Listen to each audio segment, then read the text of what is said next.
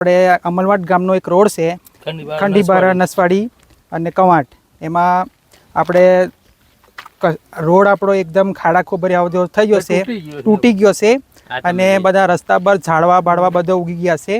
તો એમાં શું છે કે પ્રોટેક્શન દિવાલ બનાવવાની છે અને આમાં કેવું રસ્તા ખાડા ખોબરિયાવાળા છે, એના માટે કોઈ વાહન ચાલકે અકસ્માત બી થઈ શકે છે और ગંભીર ઈજા બી થઈ શકે છે.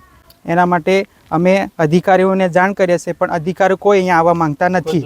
કોઈ જોવા કોઈ બહુ ટાઈમ થઈ ગયો, એના કોઈ જોવા આવ્યા નથી અત્યાર સુધી. કોઈ અમે તો બહુ અધિકારી માટે વાત કરીએ છીએ, અધિકારીઓ કોઈ આજ સુધી જોવા નથી આવ્યા. અમલવાડ ગામમાં ખાલી બનાવીને જતા રહેશે, ત્યાર સુધી કોઈ અધિકાર આજ સુધી જોવા નહીં આવ્યા કે રસ્તા પર બધું ખાડા ખોબરિયાઓ થઈ જશે, ઝાડવા બાળવા બધા ઉગી નીકળ્યા છે. અને ઝાડવા આવી જાય તો રસ્તામાં કે વળાંક પર કોઈ જોવા નહીં મળતું. વળાંક પર તરત ગાડી આવી જાય કે ગમે સાધન આવી જાય, કોઈ જોવા નહીં આવતું. એમાં અકસ્માત બી થઈ શકે છે અને માણસનું મૃત્યુ બી અમુક ટાઈમે થઈ શકે છે. મામલતદાર કે કોઈ અમારા સાહેબ પણ આવતું નહીં.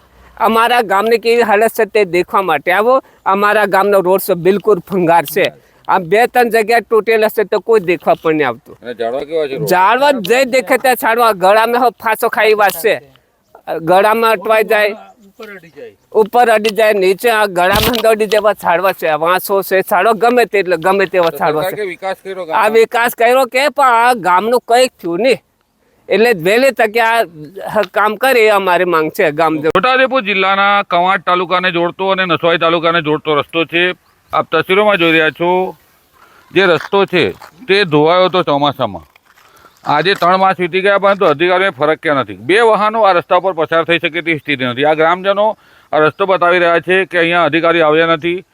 ગમે ત્યારે આ રસ્તો બેસી શકે તેવી સ્થિતિ છે, કારણ કે માટી ધસરી ગઈ છે. કોઈ વાહન ચાલક પણ સ્ટેરિંગ પરનો કાબુ ગુમાવે તો સીધો ખાડામાં પડે તેવી સ્થિતિ છે. ત્યારે જવાબદાર અધિકારીઓ કામગીરી કરતા નથી. સરકારે જિલ્લા પંચાયત માળ મકાન વિભાગને 20 કરોડ રૂપિયાનું ટેન્ડર ઇમરજન્સી કામ કરવા માટે બહાર પાડ્યું છે.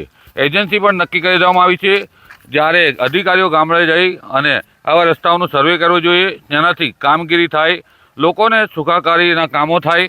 પરંતુ અધિકારીઓ ગામડાઓ સુધી પહોંચતા નથી.